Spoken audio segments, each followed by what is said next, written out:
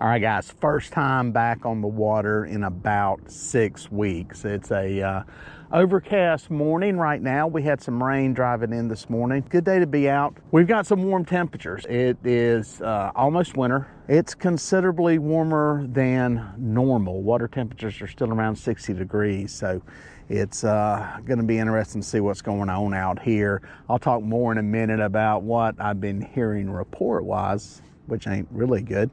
But I will go into that. I've taken about 6 weeks off. Many of y'all that follow the channel know I deer hunt a lot in October. So Grayson and I had a good year in South Carolina. We killed some nice bucks down there. Passed up some small ones, and we might shoot 1 or 2 more does just to put a little more meat in the freezer. We got a lot right now. No luck in Kentucky for me this year. I went out there and didn't pull anything off. So passed up a couple of nice ones. But I was really just looking for 1 deer for the wall, and it did not show up. So anyway, I'm back fishing. Glad to be back. It's a beautiful day. We're gonna see what we can do. Let's take a look in the bait cooler and see what we got. Got a new cooler sponsor on the boat. Open up the cooler, 10-gallon, boom. There's some chicken. Imagine that, chicken. Yeah, I'll show you more on this cooler next several videos. But yeah, I got a new cooler on the boat. It's got a cool little bait tray in it to keep your bait separated from the other stuff that's in there. It's probably made for food, but it's for bait for me. But no, I've got chicken. I'm gonna drag chicken on one side of the boat, and I've got some fresh live white perch I'm gonna cut up in a cut bait, put those out on the other side. And I've got some new rods I'm gonna show you too. So let's get to work getting some baits out. All right, so here's the new rod.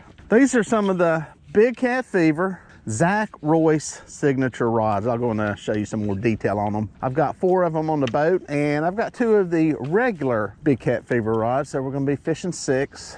Get these babies rigged up here. It's just a traditional santee rig like y'all see me use. Got a snake weight on one end, Carolina Lake weights. Got a float and an old circle hook. Can't beat it. I will put starboard side perch, port side chicken. You've seen me use it many times. Nothing fancy today. Pieces, chicken breast cut into chunks.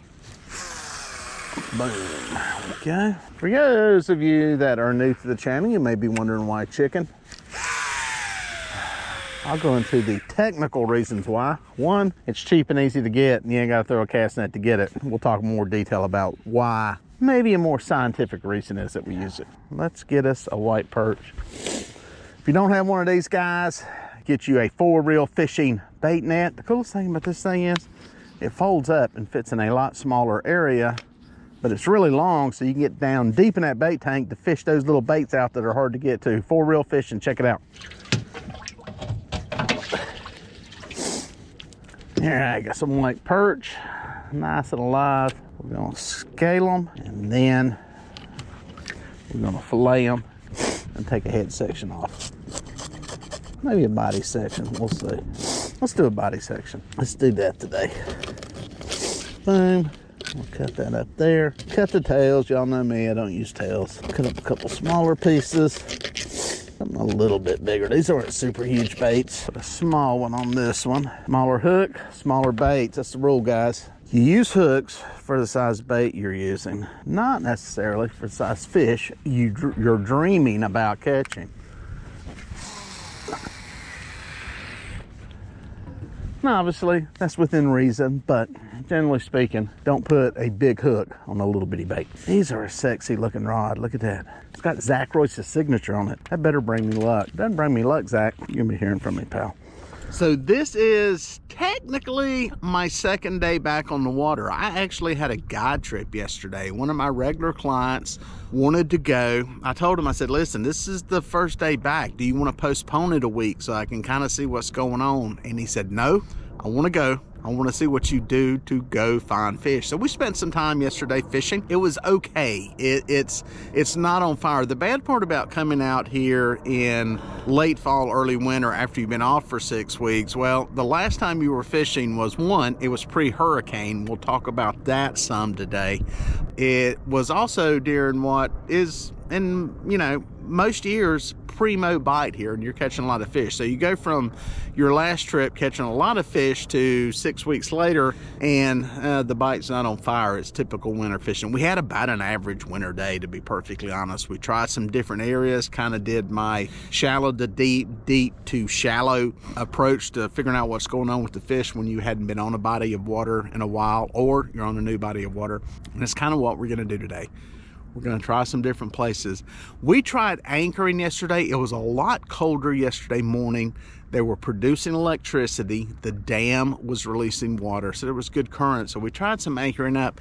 Wasn't on fire. I think we picked off one fish that was in the teens there doing that, but it was not what I expected. Then we went back to drifting, covering some water, and that's what we're going to do today. We're going to troll 6 rods out. Again, 2 of these are the Big Cat Fever Zach Royce rods, actually 4 of them. And then 2 of them, the regular Catch the Fever rods. And medium action, nothing crazy, 30-pound Ande monofilament, which is what I always use. And then I got a mix of reels. I've got some PC Fun, some Ancient Mariners, and some Catfish Pro reels on there. So a hodgepodge of stuff that'll all catch fish. That's the good news.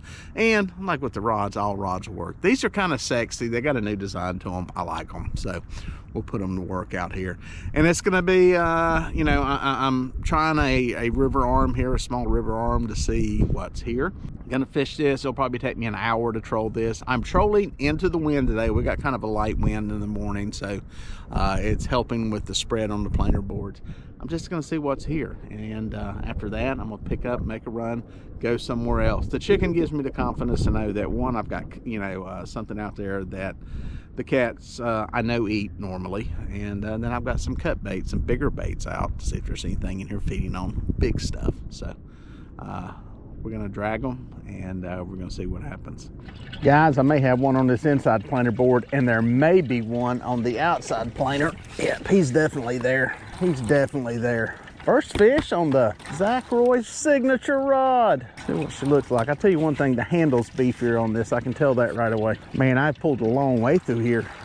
Finally, I said, you know what? There's a deep hole up here I'm gonna go through. I'm gonna see if there's any fish in it. After that, I'm moving. Well, guess what? I got one. We'll see how big it is. Don't know if it's I think it's a giant, but we're happy to have it.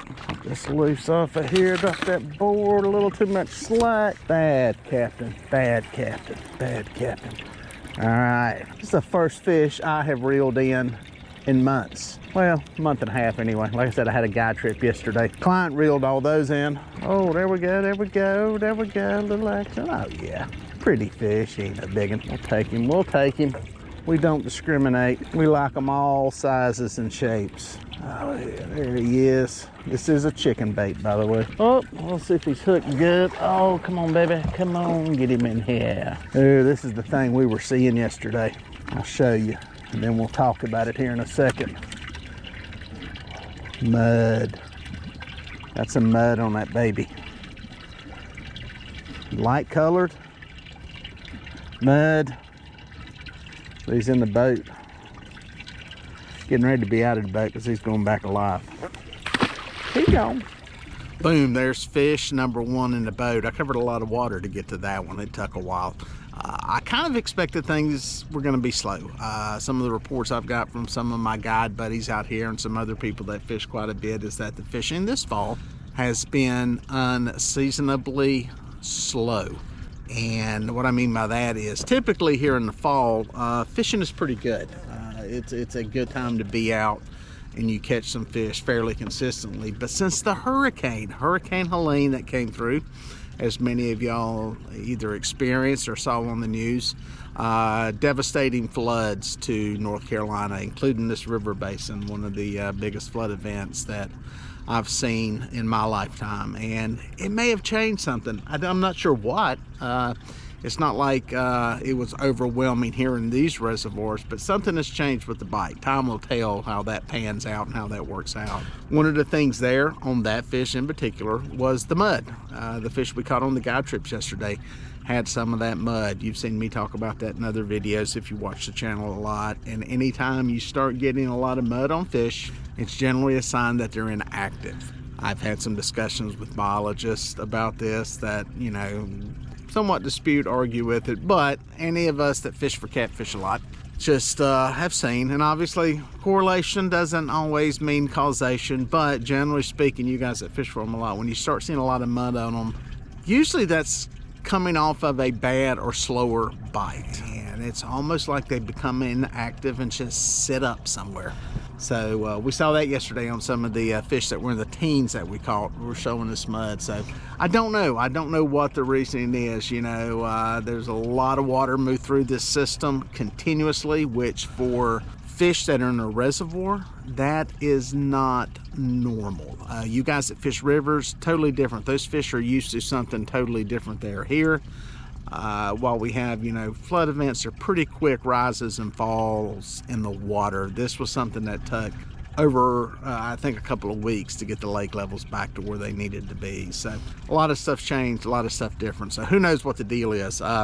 As I say with all fishing, you just got to go and you got to go fish, and that's what we're doing, trying to cover some water. We'll keep at it and keep pulling baits and keep checking stuff out. That one came on chicken. That was on the chicken side of the boat. I had a bite right before it, and I went ahead and pulled that line in and checked it. Bait was still only been plucked at. I don't know if it was the same fish or not, so who knows. But I'm going to pull this a little bit further. Like I said, I came into a deep hole there. I said I'm going to fish this, and then once I'm out of this, I'm going to leave. I'm going to pull it a little bit further, marked a few more fish on the sonar, but it's not on fire here. I don't have a lot of confidence in what's going on. So what I'm gonna do is make a move. I may try some deep water and just see. I think it's early to be catching fish super deep, but we may give that a try. We tried some stuff yesterday fishing super shallow. I went back into about 5 feet of water when a lot of other stuff wasn't on fire. I said, you know what, I'm gonna give it a shot back here. We ended up catching a small channel catfish, nothing, you know, earth shattering, but it kind of goes to what I was saying about yesterday's guide trip. We caught fish all over the place. We just didn't catch a lot of them. So they were deep, they were shallow, they were on flats, they were pretty much everywhere. There was just no concentration of them to key on. So that's what we're hoping for today, to find something to key in on that we can pattern and take somewhere else on this body of water. All right, guys, I think I got one on the outside planer. Yes, sir. Well, did he stay on? I think he's, yep, he's up. Yep, yep, he's there. He's there. He's not a big one, but we'll take him. We're happy to have some fish. Happy to get bit. Happy to get bit. This is another one on chicken. As I call it, my exploratory bait. Is he still there? I can't tell. I don't know if he's there or not. If he is, he's a small fish. Oh, he's little. He's a little fella. Oh. He's little. He's little. I have to nurse him in. Fish him like a walleye. Walleye fishing. Just nice and steady. Nice and steady. Oh, he's so cute. I hope he's hooked good to make it in the boat. I want to see how little a fish you can catch. Well, listen, guys, whatever it takes. Even that one has mud on it. Look at the size of the bait he ate. Gosh dang. Look at even the channel cat has got the mud on it. Remember what we just talked about? I'm telling you, there may be something to that. Don't know. I don't know. Boom. He gone. Boom. Fish number 2 on the chicken bait. And a channel catfish. A little bitty channel catfish. A T90. Teeny weeny little bitty channel catfish, but hey, the system's working.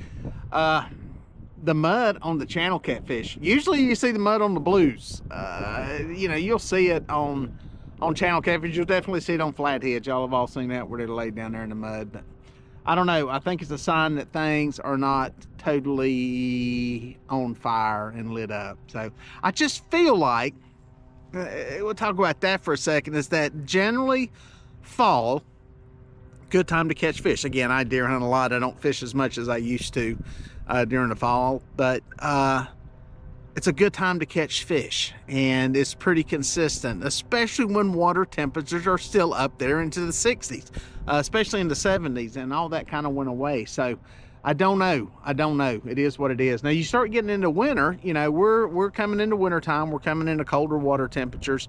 Like I said, this weekend where we're at, we're going to see temperatures overnight drop into the lower 20s. That's going to really bring down our water temperatures. Probably some of the future videos you'll be seeing really cold water temperatures. Me really bundled up out here, checking the course of my boat to make sure I'm staying on track here. And it will get colder. Water temps will get colder, and catching 4, 5, 6 fish a day is within reason. But you know, when it's still 60-degree water, you'd think you'd have more fish biting, but that's fishing, man. Stuff changes, stuff shifts. There are ebbs and flows, ups and downs, good days and bad days. And granted, I take for granted the number of fish we're able to catch here, because we are blessed to be able to catch the numbers and the size fish we catch. It's not that way everywhere. So you know, today's a good example of prospecting. I love using the chicken. Chicken, I think, mimics mussels. A lot of these catfish feed on mussels, and it's a good bait that mimics that. And it's a smaller bait too. Sometimes when you have lethargic biting fish or a slow bite, smaller baits will work better. Now we got out the bigger baits on the one side, and so far nothing has hit those, but I like having a little bit of mix. I don't like going too extremely crazy with 8 or 10 different baits. I like just a couple of them just to see what's working. So far, you know, the chicken's working. At least give me some confidence that maybe that's what they're feeding on. But we'll keep dragging, keep drifting through here, see if we can find some kind of pattern, some kind of rhyme or reason. What we got here? This thing has been going all over the place.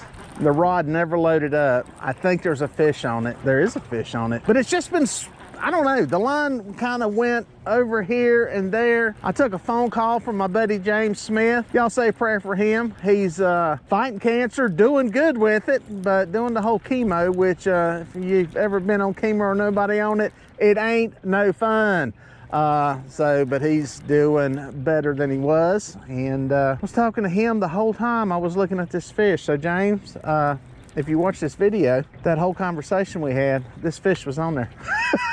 So anyway, and I don't know what it was doing. It's kind of into a planer board now, so it's kind of got a bunch of weight on the line, but there's a fish. This one on cut bait. It took off to one side. We're gonna have a mess. We're gonna have us a mess. James, this is your fault. Love you, buddy, but this is your fault. This mess is your fault right here. Good one, good one. I'll get him up here. Come here, baby. Oh, James, look what you did to me. Look at that. That's your fault right there, pal. Thing unhooked. That's all right. Talking to him was worth it. I don't think getting that hook in my finger was worth it. Fish in my hand, hook in my finger. Get this baby off here. Oh, look at there. Mud. That's the biggest fish today anyway. Mud dough. Look at that.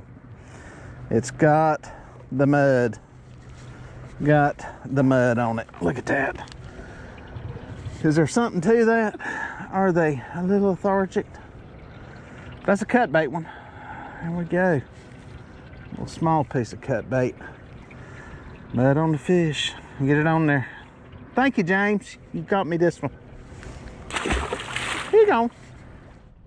Bang! The biggest fish of the day there. Yeah, my buddy James Smith. He's fighting cancer, and he called me and wanted to take his call. Last time, a couple times he's called. I've been away working somewhere, couldn't talk to him. But y'all pray for him. Great guy. He's the one who made some of the floats, Patriot floats, Patriot custom floats. You've seen me use them shark fishing. And good buddy of mine, he lives here locally, and say a prayer for him, everything he's going through. Great guy. But yeah, there was a fish on the whole time. I was sitting here talking to James, and I was watching the rod, and the line kind of went over that way, and it went back, and it went slack. I said, that's a fish. I figured it was like a little bitty T90 one, but I finally reeled it in, and you know, nice little blue there. Not a giant, but good to have it.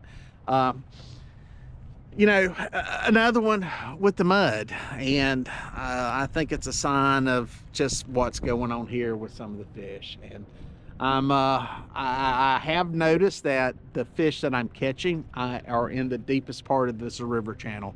I pulled onto some shallow stuff, rode across some little humps and points out there, kind of in between catching some of these fish, just looking. I'm not marking anything. Everything is holding deeper in some of these places. Generally speaking, and this is not 100% all the time, but when you get fish that are inactive, you know, especially when you're in moderate water temperatures. I mean, we're talking about water temperatures here that are, again, 59 degrees. This is not cold by any means in the catfish world, especially blue catfish world. You know, you start getting fish, you know, hanging just in the deep water, not going shallow. Something's pushing them there usually. There's not a lot of bait in here. I'm not seeing bait schools as far as threadfin or gizzard shad. And there are some suspended fish. So you start getting bigger fish suspended. Generally they're inactive, or they've been up moving. It's a interesting combination that everything's deep is what I'm getting at. And they're not necessarily feeding like crazy. So you know, I like seeing fish up on points, up on humps, because that usually means they're active. They're up there feeding on bait schools or getting staged in attack areas to hit these bait schools, maybe feeding on perch that are feeding on the bait. So it's an interesting sign that everything is kind of congregated deeper. So is there a quick, easy answer to all this? No, there's not. This is just stuff you kind of pay attention to, you kind of look at, and you know, I'll go to maybe the next stop, a different place, and go, well, let's check deep here versus some of the humps and points if there's fish up there. And you can kind of develop somewhat of a pattern that will work in different places. You know, this could tell me if I ride into the back of one of these creeks or coves or these pockets and you're not marking a lot of fish in there, is that for whatever reason, they're out there holding in that deep water. So that's the kind of stuff you pay attention to. You guys bank fishing, it's a lot harder to figure this stuff out because you don't have the sonar to look at. You're not able to move around and look at this stuff in different places. You're at a disadvantage. You have to basically fish and wait and figure it out. So it's a different ball game for you guys.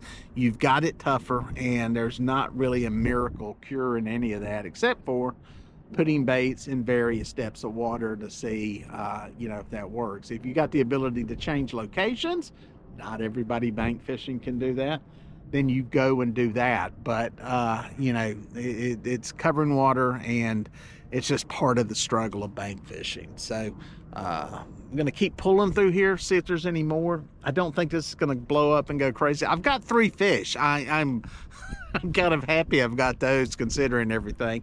Considering yesterday, I think we had 5 fish in a 6-hour trip. So the fact that I found 3 this morning, albeit not giants, is at least some hope that maybe we're on the backside of this. Maybe we're working our way out of it. The bad part is they may start biting right about the time the really cold water temperatures get here, but that's winter fishing, man. And if you're blessed enough to get out here and fish, go fishing.